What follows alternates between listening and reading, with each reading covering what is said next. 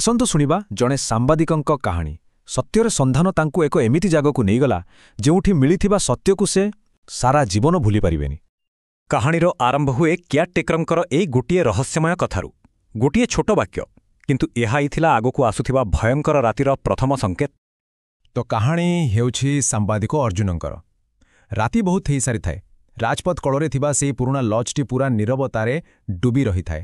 ଆଉ ଦିନ ସାରର କାମ ପରେ ଅର୍ଜୁନ ବି ବହୁତ ଥକି ଯାଇଥିଲେ। ରାତି ପ୍ରାୟ ପାଖାପାଖି 12ଟା।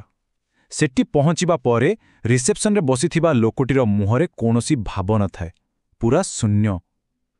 ସେ ଗୋଟିଏ ବି ଶବ୍ଦ ନ କହି କେବଳ ଚାବିଟା ଅର୍ଜୁନଙ୍କ ହାତକୁ ବଢ଼େଇଦେଲା। ରୁମ୍ ଭିତରର ଅବସ୍ଥା ଦେଖିଲେ ଲାଗୁଥିଲା ଯେମିତି ସମୟ ସେଇଠି ଅଟକି ଯାଇଛି। କାନ୍ଥରୁ ରଙ୍ଗ ଛାଡ଼ି ଯାଉଥାଏ, ଆଉ ସେହି ରୁମ୍ର ଚାରିକାନ୍ଥ ଭିତରେ ଥିବା ନୀରବତା ପରିବେଶକୁ ଆହୁରି ଅଜବ କରିଦେଉଥିଲା। ଆଉ ଏଇଠୁ ହିଁ ଆରମ୍ଭ ହେଲା ସେହି ଅଜବ ଅନୁଭୂତି। କରିଡରରୁ କାହାର ପାଦ ଶବ୍ଦ, ଧୀରେ ଧୀରେ ଘୋଷାଡ଼ି ହୋଇ ଚାଲିବା ପରି ଶବ୍ଦ।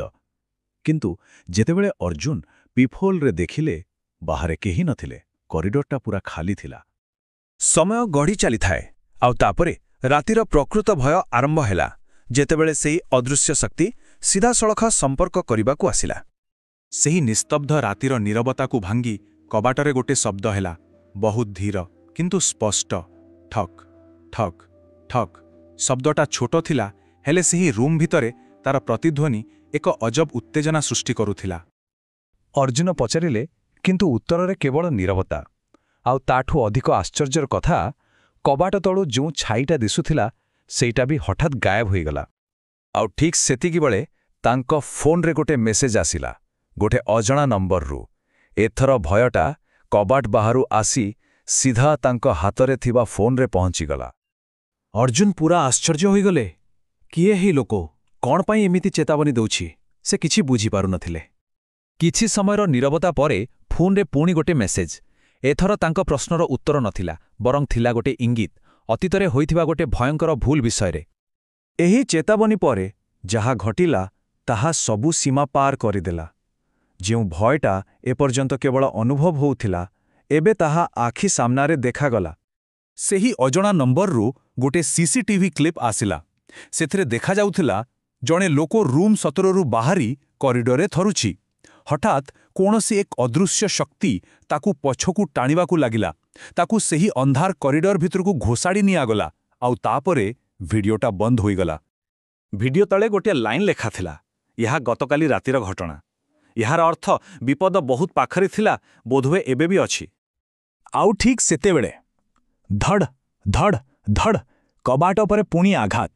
କିନ୍ତୁ ଏଥର ଆଘାତ ପ୍ରଥମ ଥରଠୁ ବହୁତ ଅଧିକ ଜୋରରେ ଥିଲା, ଯେମିତିକି ଏ କବାଟଟାକୁ ଭାଙ୍ଗି ଦେବାକୁ ଚାହୁଁଛି।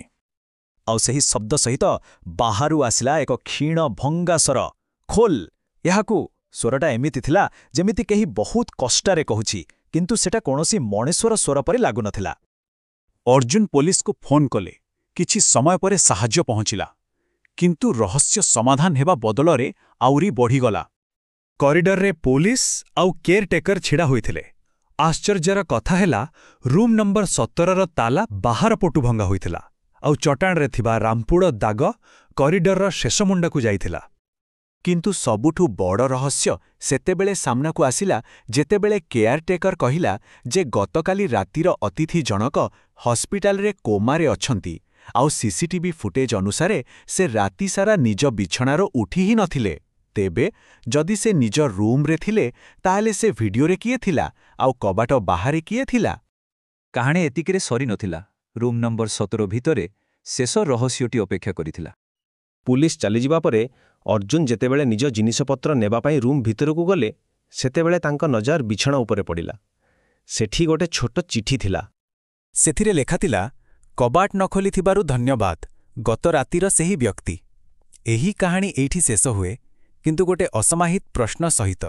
ଯଦି ଗତ ରାତିର ସେହି ଲୋକଟି ହସ୍ପିଟାଲରେ କୋମାରେ ଥିଲା, ତାହେଲେ ଏହି ମେସେଜ, ସେହି ସିସିଟିଭି କ୍ଲିପ୍ ଆଉ ଏହି ଚିଠି କିଏ ପଠାଇଥିଲା?